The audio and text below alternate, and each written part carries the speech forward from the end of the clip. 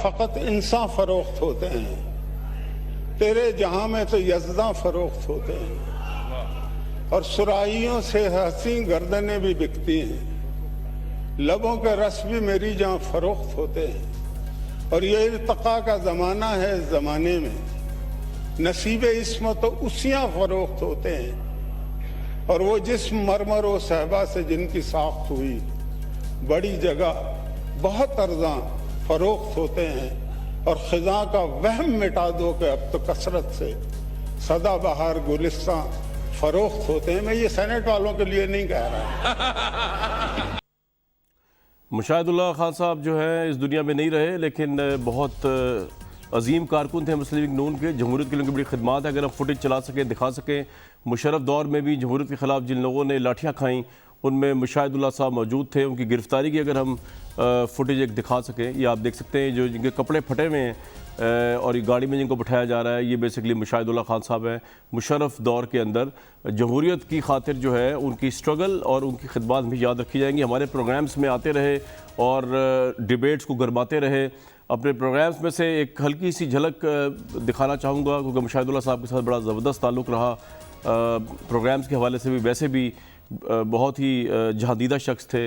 उनसे मशवरे करने के लिए भी बहुत दफ़ा उनसे रब्ता कर लेता था मैं। तो उन्होंने जो प्रोग्राम्स हमारे साथ किए और हर सबसे ज़्यादा MQM के ऊपर जो उन्होंने जिहाद किया वो बड़ा आउटस्टैंडिंग है। जिस वक्त MQM जो थी दहशतगर्द जमात थी, जिस वक्त उसके ऊपर दहशतगर्दी के इल्ज़ामात थे, भत्ते के इल्ज़ामात थे, उस वक्त कोई पॉलिटिशियन खुल के नहीं बोलता था। लेकिन पाकिस्तानी मीडिया और मुशाहिदुल्लाह साहब जो थे वो खुल के बात किया करते थे। एक झलक दिखाते हैं हमारे प्रोग्राम्स के अंदर मुशाहिदुल्लाह साहब को ट्रिब्यूट। अब वो इस दुनिया में नहीं रहे। ताहिरुल कादरी साहब के मार्च की सपोर्ट चौधरी शुजात हुसैन और परवेज इलाही ने की, ठीक है, अल्ताफ हुसैन साहब ने की, इमरान खान ने की। ये तो टांगे हैं, एक टांगा कनाडा में बना, एक यूनाइटेड किंगडम में बना था। ये दो टांगे थे, दोनों टांगे जो हैं इंशाअल्लाह ताला उनकी हवा निकल चुकी है। गंजे को नाखून मिले नहीं हैं और वो अभी खुजाना शुरू हो गए हैं। भाई आप अपनी पॉलिसी बयान करें, आप शेर का शिकार करेंगे, आज तक कभी शेर का शिकार होते हुए किसी ने देखा है वो तो हमें बता दें। ओए नवाज शरीफ, ये उन्होंने कहा ना, मतलब ये कौन सा तरीका है? सियासी लीडर जब गुफ्तगू करता है तो उससे कौम का इज्तिमाई मिजाज बनता है। भत्ता लिया जाता है, आप अपनी मर्ज़ी से अपनी ज़िंदगी कराची में नहीं गुजार सकते, आप बिज़नेस नहीं कर सकते, आप अपनी मर्जी से फितरा नहीं दे सकते, आप अपनी मर्जी से खाले नहीं दे सकते। 100% मैंडेट है ना वहाँ पे पॉलिटिकल। MQM ANP जो पीपल्स पार्टी 100% मैंडेट है। अच्छा, मैंडेट अगर जेन्युइनली हो 100% तो उस शहर में किसी को पर मारने की जरूरत नहीं होती। कौन आदमी टारगेट किलर है, कौन भत्ता खोर है, कौन बोरियों में लाशें बंद करता है, इससे इनसे ज्यादा कोई भी नहीं जानता है इन बातों को। बाकी जगहों पे भी ऐसा अंधेर नगरी नहीं है जो कराची में है, और एक तवील अरसे से है। और उसमें न सिर्फ इस हुकूमत का हाथ है, पिछली हुकूमत का भी बहुत बड़ा हाथ है। लियारी के हालात सबसे ज्यादा खराब है हर जगह। वहां पे हाल ये है कि एक रात के लिए 1-2 हज़ार रुपये कलेक्शन कोव जो है किराए पे मिलती है कि जाए डाके मारे और सुबह आगे जमा करा दें। तुम्हें हुकूमत इसलिए मिली थी कि मोहतरमा ने अपने खून का सदका दिया था। तुमने उस खून के साथ किया क्या? तुमने उसके कातलों को अपने साथ बिठाया क्यों? इस मुल्क के हालात बद से बदतर हो गए। स्टील मिल ख़त्म हो गया, PIA ख़त्म हो गया, रेलवे ख़त्म हो गया, NISCL ख़त्म हो गया, लुट गया, ये मुल्क दिवालिया हो गया। लेकिन इन्होंने जरदारी साहब का जो साथ दिया है वो कमाल का साथ दिया है। उधर एक हर्फ के कुश्तनी, इधर लाख उज़्र था गुफ्तनी, जो कहा तो सुन के उड़ा दिया, जो लिखा तो पढ़ के मिटा दिया। अब ये सीने चढ़ाने पे आ गए हैं भाई, हम क्या करें। मुशाहिद साहब की अब यादें हैं, उनकी सियासी जिद्दोजहद है जो हमारे लिए है, और उसमें जो सियासी नज़रियात से उनके मुख्तलिफ इख्तलाफ हो सकता है, लेकिन उनकी जो खिदमात हैं अपनी पार्टी के लिए, पाकिस्तान के लिए और सियासत के लिए, वो नाकाबिल फरामोश रहेंगी।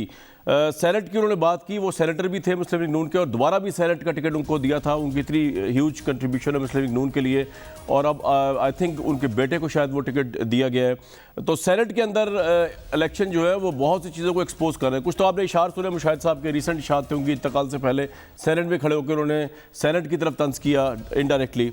लेकिन कुछ ये है कि आज तमाम एडवोकेट जनरल जो थे पाकिस्तान के, उनको सुप्रीम कोर्ट ने बुलाया हुआ था अपनी अपनी राय का इजहार करने के लिए कि आप बताएं कि खुफिया होना चाहिए सेनेट का इलेक्शन या स्कोप पर होना चाहिए।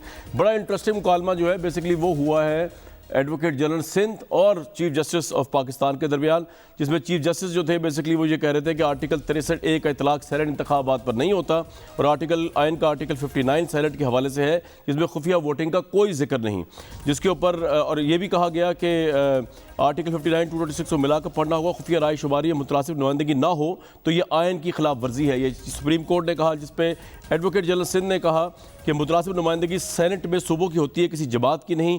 रेफरेंस में उठाया गया सवाल ही गैर मुनासिब है। सदारती रेफरेंस की बात हो रही है जो तहरीक इंसाफ ने भेजा है। हॉर्स ट्रेडिंग का सबने सुना है, किसी के पास शवाहिद नहीं। अखबारी खबरों और वीडियोस तक की हॉर्स ट्रेडिंग होती है। अदालत को सियासी सवालात से दूर रहना चाहिए। इस बात पे जब ये बात सुनी एडवोकेट जनरल सिंध की, तो सुप्रीम कोर्ट ने, चीफ जस्टिस ने कहा कि आइन बजाते खुद भी एक सियासी दस्तावेज़ है। आइनी तशरीह करते वक्त अदालत सियासी काम कर रही होती है। आइन वोट डालने वालों की शराकत जाहिर करने की इजाज़त नहीं देता। एडवोकेट ने कहा क्या ओपन बैलेट से हॉर्स ट्रेडिंग ख़त्म हो जाएगी? इस मामले के ऊपर बहस अभी व्यूअर्स जारी है। जो अदालत ने कहा है आर्टिकल के मुतालिक, तो मैं आपको पढ़ के सुना दूँ। आर्टिकल 226 जो है, ये अदालत ने सही कहा है। अदालत ने आज एक और बड़ी इंटरेस्टिंग बात की कि अदालत ने कहा कि बड़ा अफसोस है कि नून लीग और पीपल्स पार्टी ने मिसाक जमहूरियत के अंदर एक्सेप्ट किया था कि सेनेट का इलेक्शन जो है खुफिया तरीके से होगा, लेकिन वो नहीं कर सके उसको खुफिया तरीके से। लेकिन एक जो अदालत ने बात की आर्टिकल 59 की, उसमें मैं आपको बता दूं कि आर्टिकल 226 जो है कैटेगरिकली कहता है कि इलेक्शन बाय सीक्रेट बैलेट, ये उसकी हेडिंग है। All election under the constitution other than those of the prime minister and the chief minister shall be by secret ballot. तो इसी के ऊपर एडवोकेट जनरल सिंध ये मुकालमा कर रहे थे चीफ जस्टिस साहब से या सुप्रीम कोर्ट से कि खुफिया राय शुमारी आइन का हिस्सा है, उसको आप आइन से जुदा नहीं कर सकते। जबकि चीफ जस्टिस ये कह रहे थे कि ये कहीं 59 आर्टिकल 59 जो है सेनेट के ऊपर, उसमें ये कहीं नहीं लिखा हुआ। अलबत्ता 226 के अंदर वो बात कर रहे हैं एडवोकेट के, लिखा हुआ है इनडायरेक्टली। तो आज मेरे साथ जो लोग मौजूद हैं, और आज बड़ी इंटरेस्टिंग डेवलपमेंट हुई है। इस्लामाबाद की सीट बड़ी इंपॉर्टेंट होगी। यूसुफ रज़ा गिलानी बामुकाबला हफीज़ शेख हैं, और यूसुफ रज़ा गिलानी को पूरे PDM की हमायत है, उनको GDA की भी हमायत है, वो जहांगीर तरीन की भी उनको हमायत बहुत से लोगों के नज़दीक इसलिए उनका करीबी ख़ानदानी रिश्ता है उनके साथ। GDA की हमायत इसलिए कि GDA के साथ भी उनका ख़ानदानी रवाबत, ख़ानदानी रिश्ता है यूसुफ रज़ा गिलानी साहब का। इसके अलावा जो साउथ पंजाब से आए हुए हैं इलेक्टेड पाकिस्तान तहरीक इंसाफ के लोग, उनके साथ भी बड़ा करीबी ताल्लुक है यूसुफ रज़ा गिलानी का। तो इस्लामाबाद में अगर उनकी पोजीशन, और हफीज़ शेख जो है उनको अपनी पार्टी में भी मुज़ाहमत है। आमिर लियाकत साहब MN पहले कह चुके हैं कि वो उनको वोट नहीं देंगे। असद उमर साहब का भी मुझे तो डाउटफुल लगता है वोट देंगे या नहीं देंगे। बहुत से लोग हफीज़ शेख को पाकिस्तान तहरीक इंसाफ का फेस ही नहीं समझते, ना पार्टी के मेंबर समझते। इसलिए एक बहुत बड़ा चैलेंज है इमरान खान साहब को हफीज़ शेख को जनरल इलेक्शन जो है जनरल सीट के ऊपर इस्लामाबाद से यूसुफ रज़ा गिलानी के मुकाबले पे इलेक्ट करवाना। और अगर वो ये सीट लूज़ करते हैं यहाँ पे, तो ये एक तरह का वोट ऑफ लो कॉन्फिडेंस है, क्योंकि जनरल सीट जो होती है उसमें सूबे इन्वॉल्व नहीं होते। सेनेट के इलेक्शन में सिर्फ कौमी असम्बली इन्वॉल्व होगी। और उसका मतलब ये है कि GDA पाकिस्तान की हमायती, पाकिस्तान तहरीक इंसाफ की हमायती, और दूसरे लोग तहरीक इंसाफ के अपने लोग जो है वो भी उसका साथ नहीं दे रहे। इंजीनियर मोहम्मद अली खान एडवोकेट मेरे साथ मौजूद हैं, मोहम्मद ज़ुबैर साहब मौजूद हैं, और थोड़ी देर में हम कोशिश करेंगे कायरा साहब से बात कर सकें। ज़ुबैर साहब से अगर मैं शुरू करूँ, ज़ुबैर साहब ये एडवोकेट जनरल सिंध जो गुफ्तगू फरमा रहे हैं, या जो आपका प्ली है सुप्रीम कोर्ट, जिसमें मरीम नवाज साहिबा कोर्ट से भी इस्तदा कर रही हैं, जिसको कहा गया कि जी कोर्ट को एक तरह से ये कहा जा रहा है, उसको एक तरह से मैनिपुलेट करने की कोशिश की जा रही है, तो आप कोर्ट को फैसला करने दें, और कोर्ट अगर फैसला कर दे कि ओपन राय शुमारी होनी चाहिए करप्शन को देखते हुए, तो आपको एतराज़ तो कोई नहीं होगा, एक्सेप्ट तो करेंगे आप खुले दिल से? ज़ाहिर है एक्सेप्ट करना पड़ेगा, लेकिन खुले दिल से नहीं। अच्छा। क्योंकि ये पाकिस्तान के आइन के इशू है बेसिकली। उसके हम समझते हैं कि ये पार्लियामेंट की इख्तियार है, पार्लियामेंट का इख्तियार है कि आइन को अमेंड करे, या जो भी आइन को बनाए, जो आर्टिकल्स हैं उनको चेंज करे। और अगर ये सीक्रेट की जगह ओपन बैलेटिंग होनी है, तो उसकी तशरीह जो है पार्लियामेंट ही को करनी है। इंटरप्रिटेशन के लिए सुप्रीम कोर्ट बिल्कुल आ सकती है, लेकिन सुप्रीम कोर्ट अमेंडमेंट नहीं करवा सकती कि ज़बरदस्ती बैठ के ऊपर बैठ के कर सके। वो तो पूरा जो आपका जो निज़ाम है जिसमें हर हदूद हैं उसका तयन किया गया है, तो फिर पार्लियामेंट को अगर वो स्पीकर के कमरे में आके कोई और चलाना शुरू करते, उसकी अमेंडमेंट के हवाले से ऑर्डर सुप्रीम कोर्ट देना शुरू कर दे, तो फिर पार्लियामेंट की क्या वक़्त रहेगी। तो हमारे नज़दीक this is a matter of principle. ये ओपन और सीक्रेट बैलेटिंग से ज़्यादा बड़ा इशू बन गया है पाकिस्तान मुस्लिम लीग नवाज़ के लिए और PDM के लिए, और इसी की हम जद्दोजहद कर रहे हैं। एंड दैट इज़ वाई हमने पहले ही ये कह दिया है कि सुप्रीम कोर्ट जो इस वक्त बैठ के जो डिस्कस कर रहा है, और उसमें भी मुझे एक जो एहतराम के साथ जजेस से जो एतराज़ है वो अगर आप आधा मिनट मुझे दे दें। जी जी आप लें। वो जो सबसे ज़्यादा रेफरेंस उसका हो रहा है उस वीडियो का जो 2018 में बनी थी, जिससे वो तहरीक इंसाफ के मेंबर्स पैसे लेते और देते नज़र आ रहे हैं। उसमें सिर्फ पाकिस्तान 22 करोड़ आवाम में एक विटनेस है उस वीडियो का, और वो है इमरान खान साहब, क्योंकि उन्होंने खुद कहा कि मैंने वो वीडियो देखी 2018 में, उन्होंने कहा, और आप आएँ और मैं आपको दिखाऊंगा कि आप कैसे वोट गिन रहे हैं, नोट गिन रहे हैं। अब जब जजेस ये बात करते हैं और सवाल पूछते हैं अटॉर्नी जनरल से और दूसरे लोगों से, ये ऑब्जर्वेशन देते हैं कि वो जो 2018 में जो वीडियो थी वो फिर क्या हुआ, कहाँ गई, किसके पास थी, ये तो सवाल उनको इमरान खान को बुला के पूछना चाहिए ना कि आपने वीडियो देखी थी, आपने क्या देखा था वीडियो में। आपने अगर वीडियो में वो सब देखा था तो उसके थोड़े महीने बाद आप वज़ीर आज़म बन गए थे, आपने क्या एक्शन लिया। और उसमें एक साहब बैठे थे जो इनकी पार्टी से भी ताल्लुक़ नहीं था, पीटीआई से, जिन्होंने सब्सिक्वेंटली ज्वाइन किया पीटीआई, वो पैसे लेते हुए उस वीडियो में नज़र आ रहे हैं। उनको कानून का वज़ीर बना दिया केपी का, 2.5 साल तक वो कानून के वज़ीर रहे। तो ये सवाल एक शख्स है पूरा who is a witness to that video scandal, and that is Imran Khan, and he should be called and questioned कि जी वो 3 साल तक उनको वीडियो दिखाई किसने थी, वो फिर वीडियो गई कहाँ। लेकिन जुबैर साहब आप इस बारे में कुछ एक्नॉलेज करने को तैयार नहीं है कि प्राइम मिनिस्टर की एक अच्छी सोच है, पहले जो हुआ सो हुआ, उन्होंने इस वीडियो के बाद अपने पार्टी के 20 लोगों को निकाला भी, ये भी अनप्रेसिडेंटेड है। किसी बंदे ने एक इतना बड़ा एक, नहीं मेरी बात तो सुन लो सर, मेरी बात तो सुन ले। आप हुआ मतलब आप ये कह रहे हैं कि अगर मैं पकड़ा जाऊं 2018 के जुर्म में तो मुझे अप्रिशिएट करेंगे या मुझे सजा? इमरान खान तो नहीं पकड़े गए ना, Imran Khan only witness, MPS पकड़े गए थे, उनको निकाल दिया था उन्होंने। सर एक तो आप ये प्लीज इसको छोड़ देना, उसकी कैरेक्टर को, उसकी वो ऑनेस्टी को। मैं कह रहा हूं कि एक विटनेस है जिसने ये कहा था 2018 में कि मैंने वीडियो देखी है, सिर्फ पाकिस्तान में, उसकी डिस्कशन हो रही है। जजेस हजरात फरमा रहे हैं कि ये वीडियो गई कहाँ, भाई तो जिसने देखी थी, जो क्लेम कर रहा था देखी है, उसको बुला के पूछे ना। नहीं मुझे एक बात समझ नहीं आ रही, उसमें आपका पॉइंट क्या है? जुबैर साहब मेरी बात सुने, वो उसने देखी थी, उन्होंने देखी थी इमरान खान साहब ने, तभी तो वो कह रहे हैं कि ये नहीं होना चाहिए, ऊपर होनी चाहिए बैलेटिंग। तो आपका पॉइंट क्या है कि उन्होंने देखी, 20 बंदे अपने निकाल दिए और वो कह रहे हैं आजाद ऊपर होना चाहिए बैलेट? जी जी जी आपसे पूछ रहा हूं। सॉरी, अगर उन्होंने देखी थी जी, अगर उन्होंने देखी थी तो फिर उन्होंने उसको वजीर कानून क्यों बनाया था, जो शख्स वहां सबसे ज्यादा पैसे पकड़ रहा था? ये सवाल है। उसके बाद उसने पीटीआई ज्वाइन किया, उसके बाद इनको दुपट्टा पहनाया गया, उसके बाद वो 2.5 साल तक क्या उसने केपी की हुकूमत और पाकिस्तान को लूटा होगा। तो आप ये कह रहे हैं इतनी सिंपल सी बात है, उसको छोड़ दिया ना। बिल्कुल ठीक, आपका पॉइंट आ गया। डिस्कस कर रहे हैं, मैं तो ये कह रहा हूं कि जब जजेस ये कह रहे हैं कि ये वीडियो कहां गई, किसने बनाई थी, तो बुलाए ना, विटनेस को बुलाए ना। आपने सुप्रीम कोर्ट को जो है रिक्वेस्ट को बुला के सवाल पूछे, सुप्रीम कोर्ट को इस्तदा आपने की कि इमरान खान साहब को बुलाया, आपका ये पॉइंट था, आ गया। इंजीनियर अली मोहम्मद खान एडवोकेट साहब, बात ये है कि हफीज़ शेख को लेकर इस वक्त और यूसुफ रज़ा गिलानी जब मदे मुकाबले आ गए हैं इस्लामाबाद की सीट में, आपको लगता नहीं कि आप लोग को कैंडिडेट आपने गलत चुना है? क्योंकि हफीज़ शेख को आपकी पार्टी के अंदर से भी खासी रिजेंटमेंट है, क्योंकि वो हफीज़ शेख को अपनी पार्टी का आदमी मानते ही नहीं है। पीटीआई के जो एमएलएज हैं, हमने देख लिया आमिर लियाकत साहब ने क्या, और कुछ लोग बोल नहीं रहे, लेकिन वो भी ये बातें कर रहे हैं, of the record, of the camera कर रहे हैं। इसके अलावा जीडीए के साथ भी बड़ी क्लोज रकावत है, ताल्लुकातदारी है यूसुफ रज़ा गिलानी की।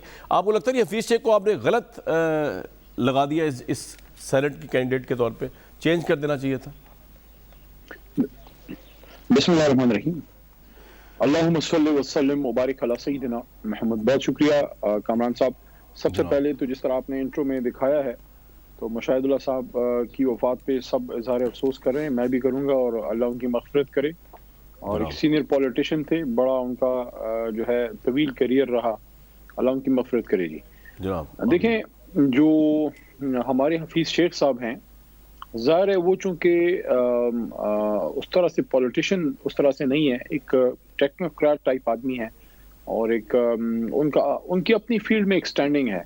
तो नॉर्मली जब आप एक हल्के की सियासत करते हैं, सियासी एक्टिविटीज़ में इन्वॉल्व होते हैं, लोगों से आपका ज़्यादा मिलना मिलाना रहता है, तो आप ज़्यादा लोगों के लिए काबिल कबूल होते हैं। लेकिन चूँकि वो एक टेक्नोक्रेट हैं, वो अपनी फील्ड से काम होता है उनका, ज़्यादातर अवाम में भी जो है जब कोई उनका इशू ना हो तो ज़्यादा नहीं होते, अपने वजारत ख़जाना वाले उमूर को देखते हैं। तो उस हद तक तो आपकी बात शायद सही हो कि अगर असद उमर साहब जैसे या फॉर एग्जांपल परवेज खान खटक साहब जैसे कोई बंदा हो, वो ज़्यादा काबिल कबूल होता है पॉलिटिकली, लेकिन वो तहरीक इंसाफ के जो हैं मशीर ख़जाना हैं, हमारे कैंडिडेट हैं, और नॉर्मली इस लेवल पे आके फिर वोट जो है वो जमात को ही पड़ता है। और इंशाल्लाह we are more than hopeful इंशाल्लाह कि हम जीतेंगे इस सीट को और इस इलेक्शन को भी, क्योंकि सिर्फ हफीज शेख साहब का और गिलानी साहब का ये इलेक्शन नहीं है, बाकी भी मुल्क में और भी सीटों पे बहुत सारा इलेक्शन हो रहा है। सर ये कौमी असेंबली का है। जी जी जी जी बताइए, फिर मैंने सवाल पूछा एक अंडरलाइनिंग स्टेटमेंट दे देता हूं, उसके गिर्द फिर आर्गुमेंट अगर आप बिल्ड कराना चाहें या डिबेट कर लें। जो अभी आपसे 10-15 मिनट पहले मैंने जो है वो निजामी साहब के प्रोग्राम में भी 92 पे ये बात की है, आपके प्रोग्राम में वही बात दोहरा देता हूं। Open ballot election Tehreek Insaf का सन 95-96 से हमारा, जब से सियासत में हमारा डिमांड है कि सियासत में करप्शन और सियासत में हॉर्स ट्रेडिंग खत्म हो। हमारा ये डिमांड काफी पुरानी है। 2007 में चार्टर ऑफ डेमोक्रेसी में, जो बदकिस्मती से अब चार्टर ऑफ हिपोक्रेसी बन गई है, क्योंकि जो दावा और जो वादा और जो डिमांड मियां नवाज शरीफ साहब ने और मोहतरमा बेनजीर भुट्टो साहिबा ने की थी कि सेनेट के इलेक्शन को ओपन बैलेट पे करेंगे ताकि खरीद और फरोख्त बंद हो, आज उनकी दोनों जमातें उससे वापस हो चुकी हैं। उनका ज़मीर, उनकी सियासत उनको मुबारक हो सकता है उनको सूट ना करता हो ओपन बैलेट, लेकिन मैं जो अंडरलाइनिंग स्टेटमेंट है वो ये है कामरान शाह साहब, जी जी, अगर इलेक्शन ओपन होता है, अगर इलेक्शन ओपन बैलेट पे होता है, अगर इलेक्शन में पैसा नहीं चलता, अगर इलेक्शन में ज़मीरों की सौदागरी नहीं होती, ट्रांसपेरेंट इलेक्शन तहरीक इंसाफ को सूट करता है। हम एक पॉलिटिकल जमात हैं, हम वो काम करेंगे जो हमें सूट करता है। अगर पैसों की सौदागरी चलती है, ज़मीरों की खरीदो फरोख्त होती है, सीक्रेट बैलेट होता है सेनेट के इलेक्शन में, वो हमें एज ए जमात भी सूट नहीं करता। और पाकिस्तान का जो इलेक्टोरल प्रोसेस, इसके ऊपर जो है ना, बात सुन लें, इसके ऊपर आज बिलावल भुट्टो ने आपको कुछ कहा है, वो आप सुन लीजिए, उसके बाद रिस्पॉन्ड कर दीजिएगा। उन्होंने जो बात कही बड़ी इंटरेस्टिंग है, वो जरा सुनवाएं जी। बिलावल साहब ने आज ये जो आप कह रहे हैं कि ज़मीरों की सौदागरी नहीं होनी चाहिए, वो क्या रहे हैं, जरा वो एंगल सुन लें उनका, सुनवाएं जी। हुकूमत का इबरतनाक शिकस्त हुआ है, पूरे पाकिस्तान को दिखा दिया है कि इन कठपुतलियों का असल औकात क्या है। सिलेक्टेड भी और सिलेक्टर्स भी परेशान हो गए। किसी को हिम्मत नहीं होना चाहिए कि वो चोर दरवाजों से नियाजी को, सिलेक्टेड को सेनेट में अक्सरियत दिलवाया जाए। ये रेफरेंस पीटीआई ने अपने ही उम्मीदवारों के खिलाफ एक किस्म का अदम एतमाद करा दे दिया। उनके सारे मेंबर्स जानते हैं कि ये तो हुकूमत जा रही है, तो वो खुशी खुशी पाकिस्तान पीपल्स पार्टी के साथ आ रहे हैं। इंशाअल्लाह ताला हम आपको वोट भी देंगे। क्या किसी ने सुओ मोटो नोटिस लिया था जब 2018 का इलेक्शन में तारीख का बदतरीन दानली हो रहा था? क्या किसी ने सुओ मोटो नोटिस लिया था जब हमारा मर्द पोलिंग एजेंट्स, हमारा फीमेल पोलिंग एजेंट्स को पोलिंग स्टेशन से बाहर घसीटा गया, जब जबरदस्ती मेरे पंजाब के उम्मीदवारों को इसी कठपुतली जमात में भेजा गया, तब किसी ने सुओ मोटो नोटिस लिया था? आप अपना तैयारी पकड़ो, इसलिए मार्च में मार्च होगा। आप अपना तैयारी करो, हम आपके वो आपका हक इंशाल्लाह ताला इस्लामाबाद से छीनेंगे।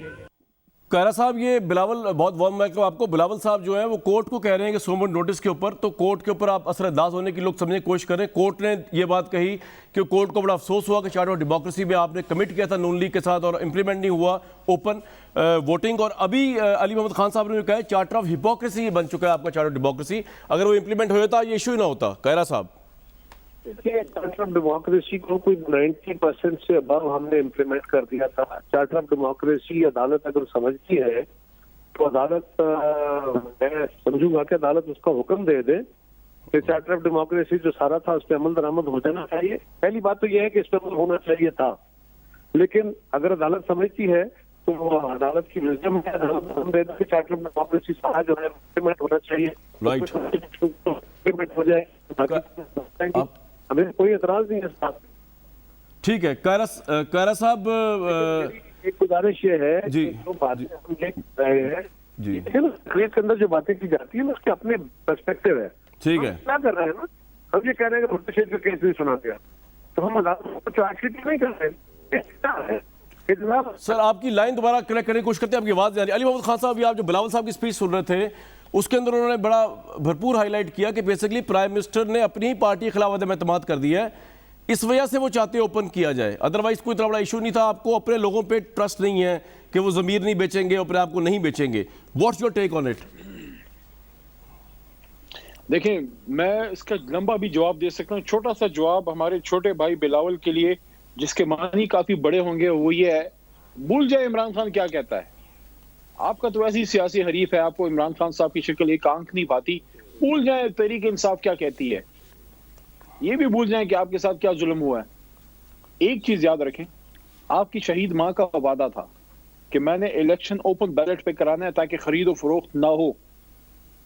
अगर घोड़ों की खरीदो फरोख्त आपको पसंद है तो बिस्मिल्लाह, लेकिन अगर आप चाहते हैं कि आपकी शहीद मां की ख्वाहिश पूरी हो तो मुझे कोई वजह नजर नहीं आती कि आखिर क्या ऐसी मजबूरी आ गई है पाकिस्तान पीपल्स पार्टी को कि अपने शहीद लीडर की के उस वादे से पीछे हट रहे हैं। जुबैर साहब, आपने कुछ रिस्पॉन्ड करना है? आप क्यों इस वादे से पीछे हट रहे हैं? वो उनकी शहीद मां का वादा था, आपका तो जिंदा है अभी वो। सर पॉइंट आ गया आपका, आपके तो जिंदा है नवाज शरीफ साहब, आप क्यों पीछे हट रहे हैं उस वादे से? सबसे बड़ी बात जी, बिल्कुल इसलिए पीछे हट रहे हैं कि सबसे बड़ी बात यह है कि जो इस वक्त पीटीआई को डर है कि उनके अपने मेंबर्स उनको वोट नहीं देंगे, तो हम उसको क्यों ना कैपिटलाइज करें, हम इनको फ़ायदा पहुंचाएं अभी कि ये इनकी जान निकली हुई है। जो रोज़ डिबेट होती है, रोज़ जो कोर्ट में लगता है, जो प्रोसीडिंग्स होती हैं, उसमें हुकूमत का क्या मौक़िफ़ है, इमरान खान का क्या मौक़िफ़ है, अभी अली मोहम्मद किस तरह से प्लीड कर रहे हैं, बैक कर रहे हैं। इनको पता है कि अगर सीक्रेट वोटिंग हुई,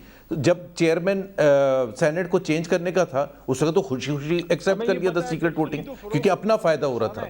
अगर ईमानदारी वाला काम हो तो हमें फायदा है, ईमानदार को ईमानदारी सूट करती है। एक सिंपल, ईमानदार को ईमानदारी सूट करती है, बड़ा जुमला है ये तो भाई।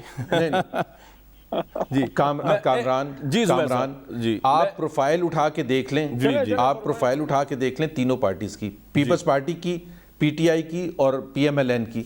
आप उनके कैंडिडेट्स की प्रोफाइल देख लें कि अरबपति किसके पास बैठे हुए। ठीक है सर, ये आपका पॉइंट आ गया। मेरे पास कैरा साहब सिर्फ 2 मिनट के लिए अगर आपकी सबसे पैसे इनके पास हैं, पैसे की लेन देन ये करते हैं, पकड़े ये जाते हैं, फिल्म ये बनाते हैं। चौधरी सरवर ने पिछली दफा सेनेट के इलेक्शन में 22 वोट कहां से ले एक्स्ट्रा वोट लिए 46, पकड़े तो ये गए। हमें बता दें कि पीएमएलएन ने कब एक्स्ट्रा वोट लिए थे और कब पैसे। सर आपका पॉइंट आ गया। मैं कैरा साहब को मेरी आवाज आ रही है? जी आ रही है। देखिए, अली मोहम्मद खान साहब ने बड़ी अच्छी बात की। उन्होंने कहा कि जी मैं एक वादा याद दिलाना चाहता हूँ बिलावल भुट्टो साहब को, उनकी शहीद माँ का। सब कुछ भूल जाएं कि उन्होंने कहा था कि जी मैं ओपन इलेक्शन करवाऊंगी ताकि सेनेट में करप्शन ना हो। तो अब अगर जो करप्ट लोग हैं वो तो नहीं चाहते कि ओपन इलेक्शन हो, लेकिन उनका वादा पूरा कर दे। तो शहीद बेनज़ीर भुट्टो साहब का वादा बकौल अली मोहम्मद खान साहब के पूरा करना आप पे बाइंडिंग है। कैरा साहब, कामरान, एक तो आपने पहले जो बात की कि अदालत में कोई बात हुई है, मैंने तो सुनी नहीं है, लेकिन जी अफसोस का इजहार किया चारों डेमोक्रेसी पे इंप्लीमेंट नहीं हुआ सेनेट को लेकर इलेक्शन। मेरी गुजारिश ये है कि अगर अदालत अफसोस का इजहार कर रही है और अदालत की विजडम में उसकी जो शिके कोई 90% से अबव तो उसका अमल दरामद हो गया था, अगर उसके अंदर कुछ शिकों पे अमल दरामद नहीं हुआ तो बिल्कुल अदालत को हुक्म दे देना चाहिए। मैं खुद अपील करूंगा कि वो हुक्म दे दें कि इस पर अमल दरामद करें। बड़ा अच्छा है, उसमें कुछ कॉन्स्टिट्यूशनल कोर्ट का इशू है वो भी हल हो जाए, उसमें बाकी चीजें जो है वो भी हल हो जाए ताकि पाकिस्तान का सारा सिस्टम स्ट्रीमलाइन हो जाए। बड़ा अच्छा होगा। उसमें माजी के कुछ कमीशन भी बनने हैं, तो हमें तो कोई एतराज नहीं, लेकिन आप अपना एक ऑब्जेक्टिव रखते हैं, फर्ज करें आपने 100 पॉइंट रखे कि हम ये 100 काम करेंगे, उस 100 में अगर आपका पॉइंट स्कोर जो है वो 90% से अबव हो जाता है तो it's a very handsome score. लेकिन गुजारिश ये है कि बिलावल भुट्टो जरदारी साहब तो अपनी वालदा के उस बात पे कमिटेड हैं, हमें कोई एतराज नहीं था। अगर अली मोहम्मद खान साहब की जमात ये समझती कि पार्लिमान मोतबर है और आपने पार्लिमान के जरिए ये तब्दीलियां करनी है, आपने कहीं और से जाके ताकत नहीं लेनी, तो फिर उसका तरीका ये था कि आप सदारती रफ। खैरा साहब, उन्होंने पार्लियामान में तो तरमीम पेश की थी पहले जो आप लोगों ने नहीं सुनी। कामरान, मुझे जी सर आपसे बात कर रहा हूँ। जी देखिए, मैं अर्ज कर रहा हूँ जी जी, उसका थोड़ा सा पर्सपेक्टिव मुझे बयान करना पड़ेगा जनाब। अगर आपको ये ख्याल था पीटीआई को कि हमें पार्लियामान से ये तरमीम मंजूर करानी है, तो फिर तरीका ये था कि आप सुप्रीम कोर्ट के पास ये कह के ना जाते कि हमें तरमीम की जरूरत नहीं है, हम सिर्फ लॉ अमेंड करना चाहते हैं, हमारी तनिष्ठ में लॉ अमेंड होगा। और जवाब बड़ा अजीब था कि जी ये जो इलेक्शन है ये अंडर इलेक्शन ऑर्डर हो रहे हैं, या इलेक्शन रूल्स के तहत होते हैं, कानून आइन के तहत नहीं होते। भाई पाकिस्तान का हर कानून आइन के ताबे है।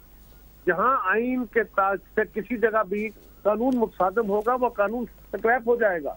लेकिन उसके बाद आप चले गए सुप्रीम कोर्ट, वहां से जब सूरत हाल खराब मिली तो आप वापस आए, और वापस आके भी आपने अपोजिशन की जमातों से रब्ता नहीं किया।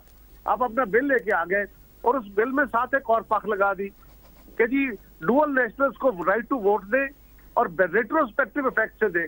क्यों? ताकि आपके वाडा साहब बच सके। वाडा साहब को आप वहां से नहीं बचा सके, आपने एनआरओ नहीं मिला आपको पार्लियामान से, तो आप उसको सेनेट के अंदर लेके जा रहे हैं, क्योंकि यहाँ से स्ट्राइक डाउन हो भी जाए तो सेनेट में चले जाए।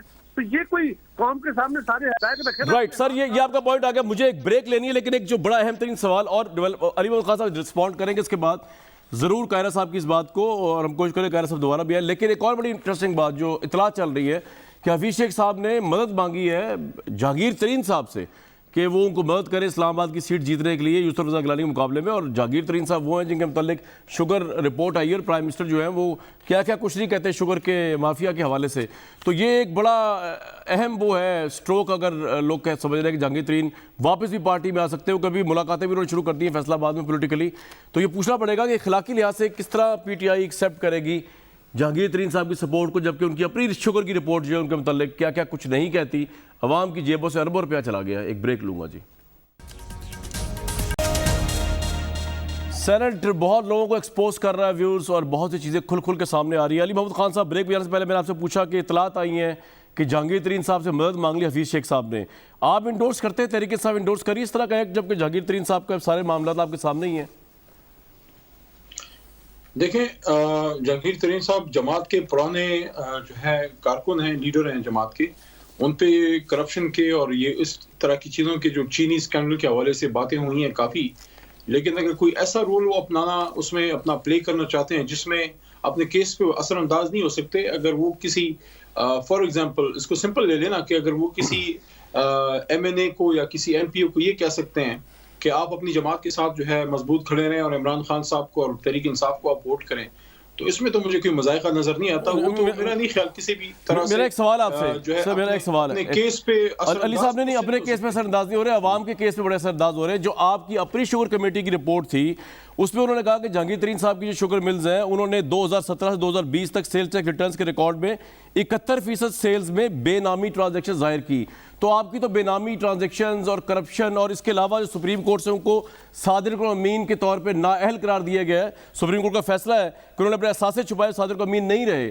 तो आप एक तरफ इतने हाईएस्ट मॉडल ग्राउंड में नवाज शरीफ की इस्तेसी करते, दूसरी तरफ आप कह रहे कोई मुजाहिका नहीं है कि जहांगीर तरीन साहब का नाम हमारी शुगर कमीशन रिपोर्ट में भी आ गया, वो शुगर स्कैंडल जिसमें अरबों रुपया आवाम की जेब से गया और आप अभी तक कुछ नहीं कर सके उसका। आप कह रहे कोई मुजाहिका नहीं है, वो कुछ भी कर लें आपकी पार्टी की खातिर। देखिए, मैं ये नहीं कह रहा कि कोई मुजाहिका नहीं है। वो अगर किसी मेंबर को ये कन्विंस करते हैं कि वो तहरीक इंसाफ को वोट करें तो वो अपने केस पे तो असरअंदाज नहीं हो रहे। आइडियली स्पीकिंग तो देखें, आइडियली स्पीकिंग सबसे बेहतर बात तो ये है कि जब तक उनका नाम उन चीज़ों से क्लियर नहीं होता वो डायरेक्ट किसी ओहदा ना लें, कोई जिम्मेदारी कबूल ना करें। लेकिन उनको कोई ओहदा नहीं दिया जा रहा और ना मुझे कोई पता है कि उनका कोई रोल इस वक्त है भी। आइडियली स्पीकिंग, ये आप सही कह रहे हैं अली मोहम्मद खान साहब, आइडियली स्पीकिंग तो ये होना चाहिए था जब सुप्रीम कोर्ट ने उनको कह दिया कि वो सादिर को अमीन नहीं रहे, तो इमरान खान साहब जिन्होंने पूरी करप्शन की ड्राइव बनाई हुई और हाई मॉरल स्टैंडर्ड बनाए हुए हैं, जिसकी बेस पे नवाज शरीफ को निकाला गया कामा के ऊपर, तो आपको उनको ना ज़राअत की टास्क फोर्स का हेड बनाना चाहिए था, ना अपने करीब रखना चाहिए था सियासी तौर पर। आइडियली तो सर ये आपसे एक्सपेक्टेड था जो आपने नहीं किया, और अब आप फिर जो है वो कह रहे हैं कि कोई मुजाहिका नहीं अगर वो PTI के लिए लॉबिंग कर लें। That's what you're saying right now. देखें, अगर अपने केस पे असरअंदाज नहीं होते तो वो एक अलग चीज़ है, लेकिन आइडियली तो यही है कि जब तक अपना नाम क्लियर ना हो तो डायरेक्ट किसी पार्टी का ओहदा या सरकारी कोई ओहदा वो कबूल ना करें, ना कोई पार्टी उनको कोई जिम्मेदारी इस तरह की कोई देगी। देखें, इमरान खान साहब ने तो बड़ा तारीखी स्टेप लिया जिसको मैं समझता हूँ अप्रिशिएट जरूर करना चाहिए कि अपने करीबी लोगों को जब उन पे कभी भी कोई हर्फ आया तो उन्होंने, ये बड़ा मुश्किल फैसला था, आसान नहीं था, जहांगीर साहब से, खान साहब को अपनी जमात या अपने आप को डिस्टेंस करना सबको पता है। खान साहब के बड़े क्लोज थे और ये मुस्लिम लीग नून या पीपल्स पार्टी में ऐसी कोई मिसालें नहीं है कि उन्होंने अपने किसी बुनियादी या मेन आदमी पे चल जाए कि निकालना या उससे अपने आप को दूर करना। देखिए 20 के करीब MPs हमने फारिग किए और ये अभी हमने लॉ मिनिस्टर जो है वो फारिग हुआ। ये क्या ये बातें साबित करने के लिए काफी सर आप नहीं है ठीक कि कह रहे हैं, मैं आगे जाऊंगा। आप अली भाई, मैं खिलाफ इमरान खान साहब की कई बातों की बड़ा मुतरफ हूं, लेकिन मुझे अफसोस चीज़ पे होता है कि जो शख्स सादिर को अमीन ना रहा कोर्ट से, उसको इमरान खान साहब ने अपनी वजूहात की वजह से करीब लगने दिया, ज़राअत की टास्क फोर्स का चेयरमैन बनाया और उसके बाद हुआ क्या, शुगर का इतना बड़ा स्कैंडल हुआ जिसमें उनका नाम आया, अवाम की जेब से अरबों रुपया गया और आप कह रहे हैं अभी भी उनकी सर्विसेज होंगी। नवाज शरीफ की बड़ी सर्विसेज हैं, लेकिन जो आप अल्लाह का अजाब और लान तान उनके ऊपर करते हैं नवाज शरीफ साहब के ऊपर, उसी तरह आपको करनी चाहिए बाकी लोगों के ऊपर भी। यहाँ डबल स्टैंडर्ड है, इस पे अफसोस होता है। नहीं कमरान साहब, देखें अल्लाह का अजाब तो अल्लाह लाएगा, हम कोई किसी पे अल्लाह का अजाब नहीं ला सकते। वो तो ऑपोजिशन पे तो आप डालते हैं ना, वो भी तो इंसान ही है ना, इस मुल्क के शहरी हैं। इससे देखें कामरान साहब क्या करें, जहांगीर तरीन साहब को डी चौक पे उल्टा लटका के फांसी दे दें क्या? नहीं जी नहीं, आप उनको मिनिस्ट्री दें, आप उनको फॉरेन मिनिस्टर बना दें। मेरी तरफ से मुझे ये वो नहीं है वो असर। आप मैंने अवाम के सामने इशू रखना था। अली भाई आपका पॉइंट आ गया, आपने कह दिया वो लॉबिंग कर सकते हैं। सुने जी सुन रहा हूं आपके सामने आपने इशू रखा, मेरी ये बात भी अवाम के सामने रखवा दें। जी आपके तवज्जो से वैसी रखी जा रही है कि जहांगीर तरीन साहब पार्टी के जनरल सेक्रेटरी थे और एक लिहाज से खान साहब के बाद दूसरे तीसरे या शाह साहब थे, कुरैशी साहब या जहांगीर साहब, मेन डिसीजन मेकर्स में से उनका वो होता था। कोर कमेटी से उनको खान साहब ने दूर कर दिया, वज़ीर आज़म हाउस से दूर हो गए, पार्टी उमूर से दूर हो गए। ठीक है जुबैर साहब, और क्या चाहिए? ठीक है सर, आपका ये पॉइंट आ गया, लेकिन मैं आपसे इल्तिजा कर रहा हूं कि लॉबिंग ना करवाइएगा। हफीज शेख साहब को शायद इतने भी वोट ना मिले जितने शायद उनको मिल जाए बमुश्किल, लॉबिंग ना करवाइएगा। मैं सिर्फ ये आपसे कह रहा हूं। और अवाम में आपकी पॉपुलैरिटी लूज कर रहे हैं या नहीं कर रहे सर, अवाम में अच्छा जी जुबैर साहब हाईएस्ट मॉरल ग्राउंड ले लिया उन्होंने। अली मोहम्मद एक ही चीज़ बार मैं ये कह रहा हूँ कि वो लॉबिंग करते कैसे हैं? वो जहाज़ पकड़ते हैं, पैसों की गड्डियाँ पकड़ते हैं और वो जाके लॉबिंग करते हैं। ये है जहांगीर तरीन साहब का स्टाइल। दूसरी बात ये है कि हफीज शेख के बारे में मैं कहूँगा अफसोस की बात है। जहांगीर तरीन साहब जो हैं उनको छोड़ें, आप सिर्फ ये हमें बताएं। मैं तो उनका लॉबिंग स्टाइल बता रहा हूँ जो सबके सामने है। वो स्टाइल सबको पता है। यार अली आप टाइम है नहीं, आप पूरा पाकिस्तान इस वक्त जो है जुबैर उमर साहब को सुन रहा है, जो मियां नवाज शरीफ साहब के राइट हैंड हैं। यार कामरान ये कौन सा तरीका, आप सारा टाइम उनको दे रहे हैं? मेरी जुबैर साहब 10 सेकंड भी नहीं कर सका था। जुबैर साहब ये कोई तरीका नहीं है। जुबैर साहब बोलेंगे। भाई आपके बारी होगी ना, आपको पहली दफा तो प्रोग्राम में आए नहीं है अली मोहम्मद। जुबैर साहब मैं ये कह रहा हूँ कि हफीज शेख की मैं जल्दी से बात, हफीज शेख एक ऐसे पाकिस्तानी हैं जिनके ना असासे हैं यहाँ, और ये इनका एक फंडामेंटल इशू था ना इमरान खान का और तमाम पार्टी का कि जी अगर आप पाकिस्तान से कमिटेड है तो असासे यहाँ लेके आएं। जी इनके असासे यहाँ नहीं हैं हफीज शेख साहब के। वो पाकिस्तान में पिछले 40 साल में सिर्फ उस वक्त आए हैं जब एयरपोर्ट उतर के उनको झंडे वाली गाड़ी मिली है। जिस दिन उनकी वो नौकरी जाती है उस दिन वो जहाज़ में बैठ के पाकिस्तान को खैरबाद कह के चले जाते हैं। अब एक ऐसे शख्स को, दूसरी बात ये कहते हैं कि वो ज़बरदस्त टेक्नोक्रेट हैं। ये हुकूमत इस कैंपेन के नतीजे में आई थी कि पीपल्स पार्टी ने और PMLN ने मईशत को बर्बाद कर दिया। उसके वजीर ख़जाना जो थे पीपल्स पार्टी को, उनको अपना वजीर रख दिया। उसके जो वजीर एक सेकंड सेक्रेटरी एक या प्लीज जुबैर साहब बोले, आपको कौन रोक रहा है? जो खजाना थे इस वक्त जी सेक्रेटरी खजाना थे जो PMLN के 5 साल, उनको अपना वजीर बना लिया, स्पेशल असिस्टेंट बना लिया, और पीपल्स पार्टी वाले को। अब ये जो जिन्होंने मईशत तबाह की थी बकौल इनके, जिसको पूरे पाकिस्तान में इन्होंने कहा कि इन्होंने तबाह कर दिया, वो तो इनके सबसे सरकर्दा लोग हैं। और पाकिस्तान से कमिटमेंट ये है कि एक दिन, मैं आपको अभी फैक्ट बता रहा हूँ, आप चैलेंज कर रहा हूँ, और अली के लिए ये एक मैं इंपॉर्टेंट मैसेज दे रहा हूँ, चैलेंज कर रहा हूँ, आप चेक कर लें कि हफीज शेख पाकिस्तान में सिर्फ उस वक्त रहे हैं, एक रात नहीं गुजारते हैं जब झंडा उतर जाता है। अब ऐसे शख्स को आप पहले फाइनेंस मिनिस्ट्री देते हैं जिसको आपने लान तान की हो, और फिर आप उसके बाद उसको रिवॉर्ड करते हैं एक सेनेट का टिकट देने के लिए। I mean what kind of standards PTI का कोई तो स्टैंडर्ड था या नहीं था? या तमाम स्टैंडर्ड्स खत्म हो चुके मैं हैं? बात कर लूं? जी अली मोहम्मद खान साहब, स्टैंडर्ड्स आपके डाउन हो गए सेनेट के इलेक्शन एक्सपोज कर दिए। असास उन्हीं चीजों पर बात करना जो असासे और वो तमाम बातें मैंने की है ना, उन सब चीजों की बात करना। मुशर्रफ करें के जी। साथ थे पहले, फिर उसके बाद पीपल्स पार्टी यहाँ थे, पीपल्स पार्टी के साथ थे, चलें अब सर, इनके साथ आ गए। अली भाई बोलेंगे अब। जी जी सुनाए, सुनाए, सुनवाना क्या है? मेरी दुआ है कि अल्लाह इनको सेनेट का टिकट वो दिलवा दे जो इनका हक बनता है। पता नहीं क्या वजह है कि नून से शीन निकल रही है या नून से नून निकल रहा है, मैं नहीं पता।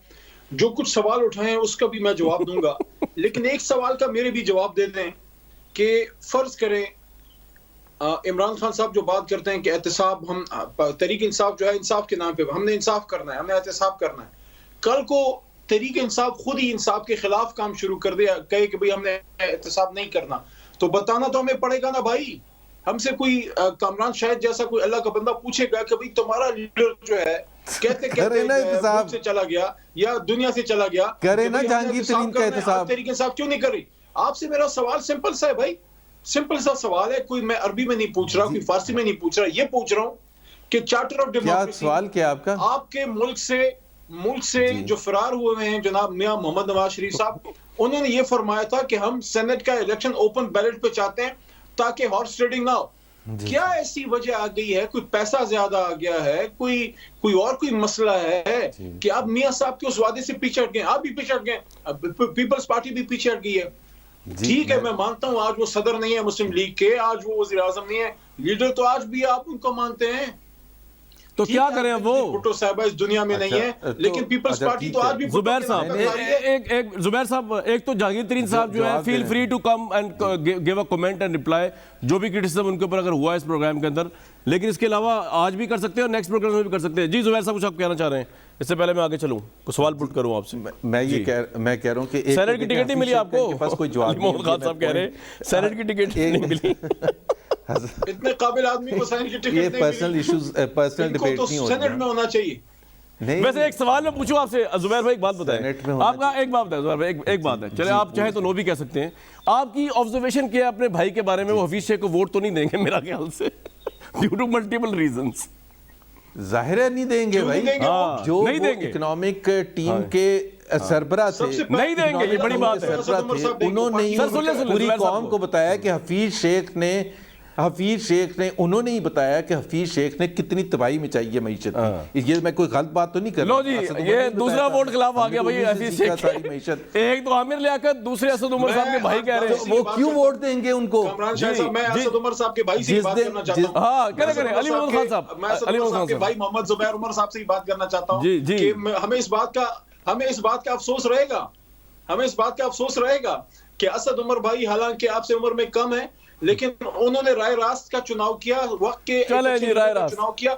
वो सुने वो आपको इस पे कायल नहीं कर सके, वो आपको राय रास्त पे नहीं ला सके, खान साहब के करीब नहीं ला सके। ऑपरेशन था, ऑपरेशन राय रास्त। मेरा भी एक दावा है कि अगर असद उमर भाई आपको राय रास्त पे नहीं ला सके, इंशाल्लाह आप उनको गुमराह भी नहीं कर सकेंगे। ठीक है, लेकिन असद उमर साहब को चाहिए आपको जुबैर साहब राय रास्त पे लाए, ऑपरेशन के जरिए, ऑपरेशन राय रास्त पे लाने की जरूरत है आपको। क्यों जुबैर साहब? एक ब्रेक लूंगा, लेकिन जुबैर साहब ने बड़ी इंटरेस्टिंग बात बताई है कि असद उमर साहब जो है वो अब्दुल हफीज शेख को वोट नहीं देंगे। एक ब्रेक लूंगा। इस हफ्ते के दो बातें इंपॉर्टेंट है। अली मोहम्मद खान साहब कह रहे हैं अगर जहांगीर तरीन साहब जो है वो लॉबिंग करें तहरीक इंसाफ के हफीज शेख के लिए तो कोई मजाका नहीं, और जुबैर साहब ने कहा है कि असद उमर साहब जो हफीज शेख को वोट नहीं देंगे सेनेट के इलेक्शन में। मुझे दिए नेक्स्ट तक के लिए इजाजत।